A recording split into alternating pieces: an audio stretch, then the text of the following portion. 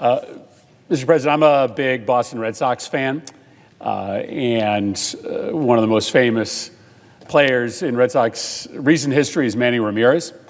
Manny Ramirez was a good baseball player, but he had a habit of doing some pretty ridiculous things on the field and off the field that were really detrimental to the team. Some really bizarre on-field behavior, cutting off throws from other outfielders before they got to the infield, bizarre off-the-field behavior that disrupted the team. It became so regular that a phrase was adopted amongst the Red Sox fans: that's just Manny being Manny. And over the years, it just was accepted that every year Manny Ramirez was going to do a whole bunch of stuff that was really detrimental to the team. And over time, it just kind of became accepted that that was a fact of life, a way of life with Manny Ramirez. And as time went on, people reacted less hostily. It barely got noticed in some cases when he was engaged in these detrimental forms of conduct. And I tell that story because it stands for, a kind of universal concept. When bad behavior gets normalized, it no longer feels like bad behavior, even if that behavior is hurting people. Today, the world is littered with corrupt governments, governments where the leaders and the really rich men who surround the leaders, the oligarchs, they steal from people. That's what they do. The leaders and the leaders' friends just keep a hand constantly in the government treasury, and they steal taxpayer dollars. They rig the rules of the economy in order to make themselves fabulously rich. They hurt the citizens of those countries. Vladimir Putin, for instance, has never had a job outside of government, but he's reportedly worth $200 billion. One of his many houses cost $1.4 billion to build. Supposedly, the landscaping costs on an annual basis for that house are $2 million alone. That $1.4 billion house was paid for by money he stole from the Russian treasury. In other words, he stole it from the Russian people. Putin and his friends have been doing it for so long and doing it so openly and brazenly. Putin, for instance, wears a watch that retails for $500,000. For $500,000, even though his official salary is only $140,000. They've been doing this so openly and brazenly, they're so public in their corruption in Russia, that it's just accepted. It's just mainstream, the fact that Putin and his cronies steal from the Russian people. That's what's happening in America today. And it's heartbreaking for me to say this. But in the first 6 months of the Trump presidency, Trump and Elon Musk and their billionaire friends have engaged in a stunning rampage of open public corruption. It's not fundamentally different than what happened in Russia. These are efforts to steal from the American people to enrich themselves. And their strategy is to do it all out in the open, to do it at such a dizzying pace that the country just gets overwhelmed or anesthetized or dulled into a sense that we just all have to accept the corruption, or maybe more charitably, that this is just how government works, that government is just corrupt, and so the fact that it's happening out in the open instead of happening secretly, well, it's really nothing new. But this is not how government works. The things that have happened over the last 6 weeks are unprecedented. The president and his billionaire friends are not supposed to steal from us. They are not supposed to use their power and their access to power, their access to government levers, to rig the rules to enrich themselves. That has always been wrong. It is still wrong, and we do not have to accept this. And so in the next few minutes, I want to try out an exercise. I want to try to lay out for you, as quickly as I can, just some of the most significant instances of blatantly corrupt activity that's happened in just the first 6 weeks of Trump's presidency.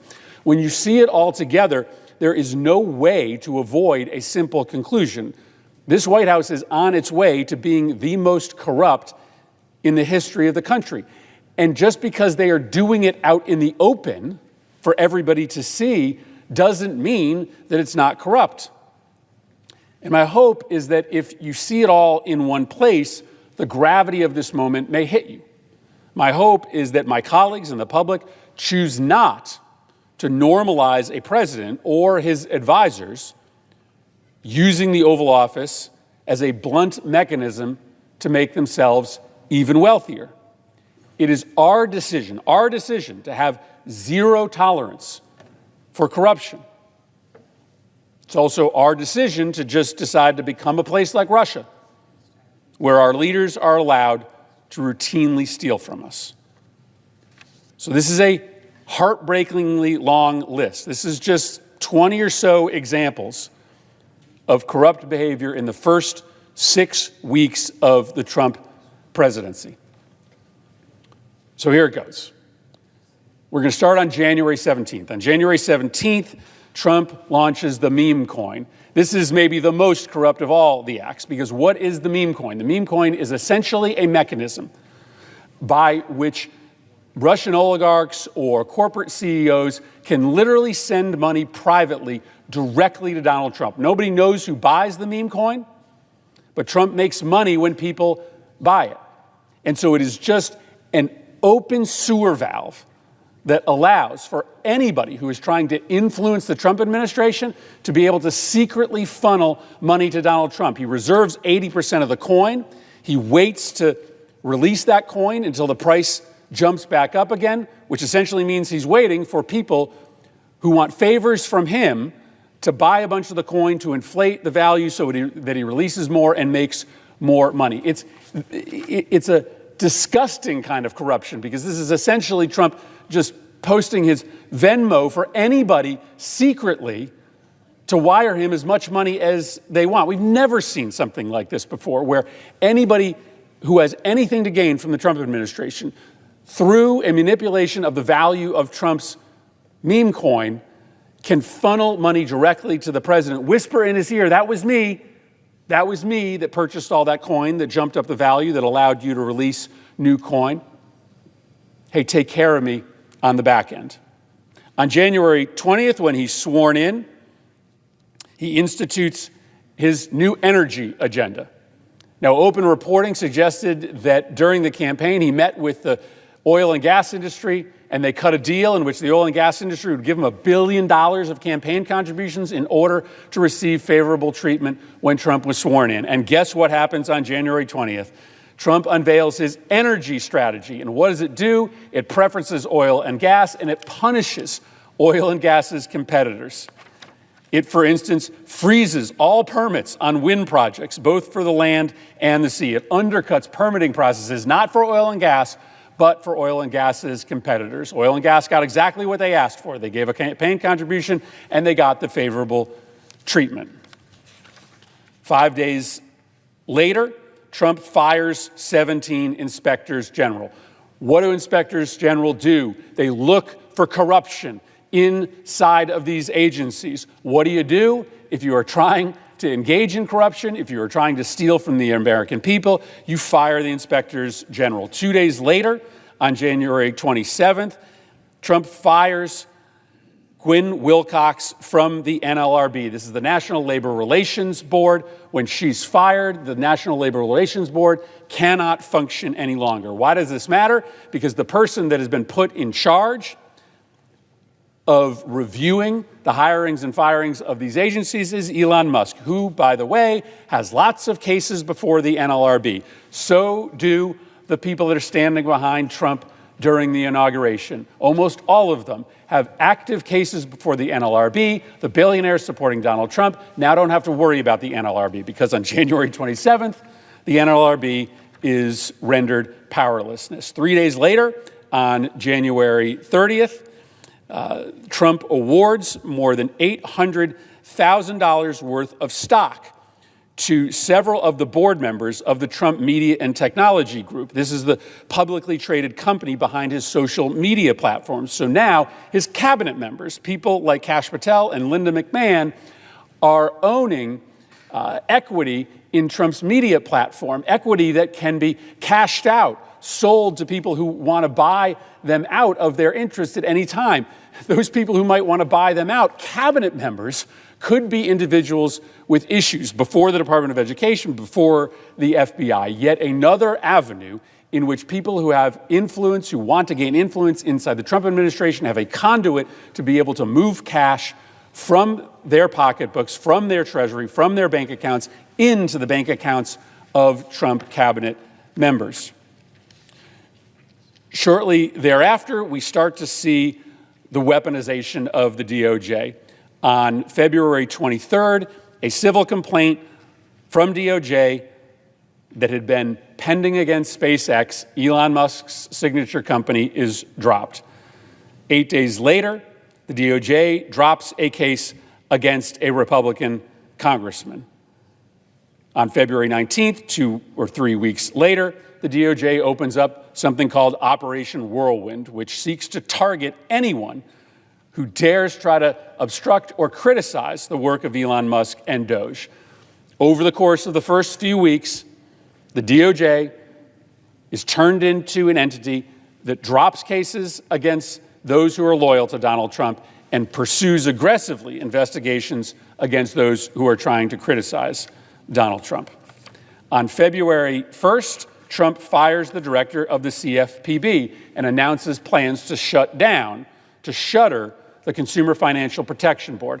Again, very much like the NLRB, this is an agency that was, at the moment that it was rendered powerless, investigating Elon Musk and many of the biggest financial backers of Donald Trump. So once again, those that have access to Donald Trump, the billionaires that are close to him, now don't have to worry about labor violations being investigated by the NLRB. Now they don't have to worry about consumer protection actions being taken against them by the CFPB.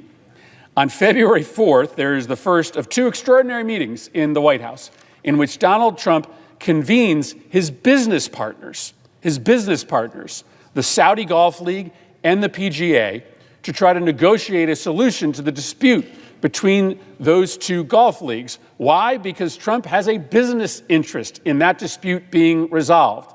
The Saudi Golf League plays tournaments at Trump's courses in the United States. And so if the White House, using its official power, can try to negotiate a settlement between those 2 groups, Trump stands to make money. On February 6th, something absolutely stunning happens. Pam Bondi, the AG, issues a memorandum in which she proposes to dull the criminal enforcement of the Foreign Agents Registration Act. If you are representing a foreign government before the United States, you have to register so that we know if you are acting on behalf of American interests or you are acting on behalf of foreign interests. In the prior Trump administration, Trump officials got in big trouble for secretly working for and getting paid by foreign governments without registering. Well, what does Trump announce? That they are going to limit the applicability of the enforcement of that statute, making it much easier for Trump's friends, for his MAGA crowd, for the people who show up to Mar-a-Lago, to get paid quietly by foreign governments in order to influence Donald Trump. On February 10th, maybe aside from the meme coin, the most stunning act of corruption, the Eric Adams quid pro quo, in which Eric Adams, indicted for corruption, is let off the hook. His charges are dismissed in exchange for the mayor's pledge of political loyalty to Donald Trump. They literally went on TV and announced the deal, that we're getting rid of the charges against Eric Adams as long as the mayor pledges political loyalty to the president.